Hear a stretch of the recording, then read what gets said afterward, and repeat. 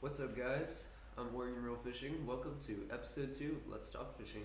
Today we're going to talk about weightless Senkos, specifically wacky rig. I've lived in Oregon for about a year and a few months now. This summer was like basically my first summer of real Oregon bass fishing, and I didn't know much about it. And for some reason, when I lived in Texas, I never really used weightless Senkos. I would see other people doing it, but for some reason I just never really did.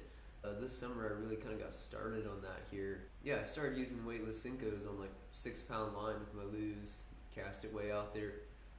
Thing about weightless Senkos, okay, they're the easiest way to catch bass for beginners. And you just hook it through the middle. Like, anyone can do that, you know? And there you go, it's a wacky rig.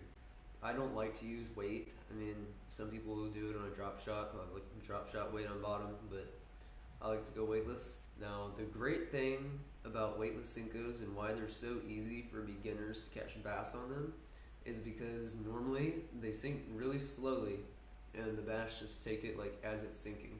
So, you know, you'll cast it out, you'll have a little slack in your line, and as you're like reeling it in, you'll just feel a tug, you'll see your line go out and just set the hook. It's really easy, it's really simple, but for some reason I never thought to use a wacky rig Senko, weightless. And then I started and it was instantly gold. They love it here in Oregon. At Minto Brown, I caught my personal best Oregon bass. It was 6 pounds on a weightless Senko on a 6-pound line. So that was a crazy fight. And I caught countless pounders. At St. Louis Pond, caught a 2.5 pounder there, and I caught a lot of smaller ones there, all on wacky rig weightless Senkos. Cheadle Lake, you know, all the ponds and stuff around here don't really have a lot of luck with them for smallmouths, specifically in the river. Weightless Senkos are great for largemouth. They might not be the best thing to use for smallmouth bass. Comment down below if you know like what the best lures are for smallmouths, because I don't really know much about smallmouth fishing. Like I said, I've only been here a year and a half, so there are other ways to rig it. If you want, you can just rig it Texas rig.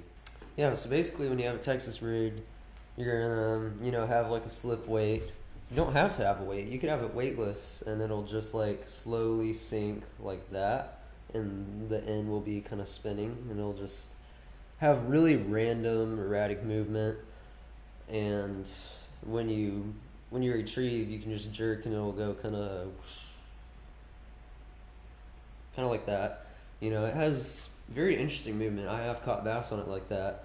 Or you could put like a small slip sinker on there and it'll just dive down the bottom. It'll kind of sit on the bottom like that, and then you jerk it up.